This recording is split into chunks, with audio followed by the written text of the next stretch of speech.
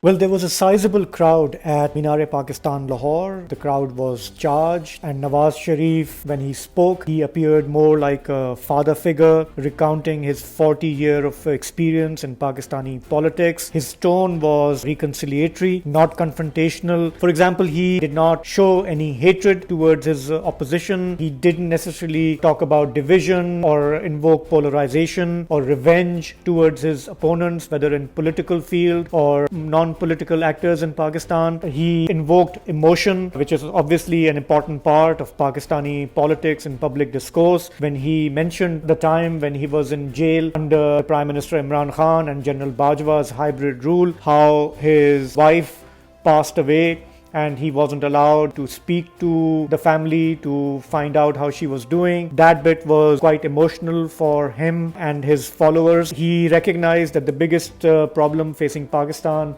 is inflation. He went in quite a bit of detail comparing electricity prices and food prices, and he compared it with the time when he was in power, which was a while back. He completely overlooked, for example, that in the last year and a half, his brother was the prime minister when prices skyrocketed and Pakistan faced a record inflation. He kind of glanced over that period. In public imagination, a lot of people blame this previous government, his brother's government, for this inflation, even though the fact remains that Imran Khan contributed to it and he signed the deal with IMF. But for Nawaz Sharif, the comparison was when he was the prime minister and with the prices today. He obviously did not offer any ready-made solutions, and I think that's fair enough. Anyone who was expecting him to wave a magic wand, I think it was unrealistic. But he insisted, for example, that together Pakistan's state institutions and political parties will have to tackle Pakistan's grave economic, political and foreign policy changes. Unlike his predecessor, Imran Khan, who was known for offering oversimplistic and often naive solutions to Pakistan's deep, complex structural problems, Nawaz Sharif made no such attempt. He reminded people that when he was in the government, there was a lot of infrastructure development, motorways, the China-Pakistan Economic Corridor, Green Line in Karachi, Orange Line in Lahore, and so on and so forth. So I think he wanted to offer that hope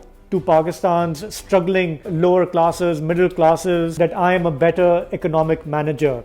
My party is a better economic manager.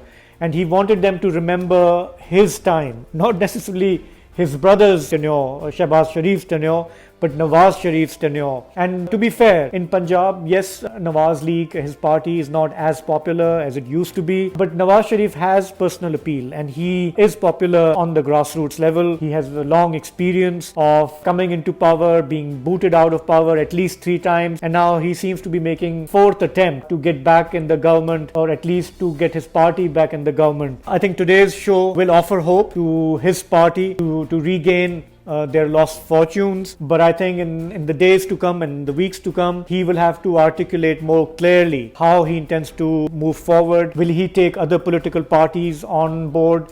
Will he actually appear as inclusive as he claims to be? Has he really given up on revenge and politics of settling scores? He did reflect that in his speech again and again, oftentimes appearing more religious and spiritual and reflective. But I think the proof of pudding will be in his actions and how he takes his party forward.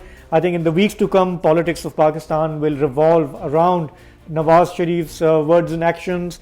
And I think what a lot of Pakistanis are hoping is that, being an experienced politician, he will show that maturity and he will not bring the level of politics down to vengeance or revenge, and hopefully he will create that space even for his worst opponent, Imran Khan's party, to be able to take part in elections, so that those elections, whenever they are held in late January or in Feb, that they are credible, they are seen as free and fair.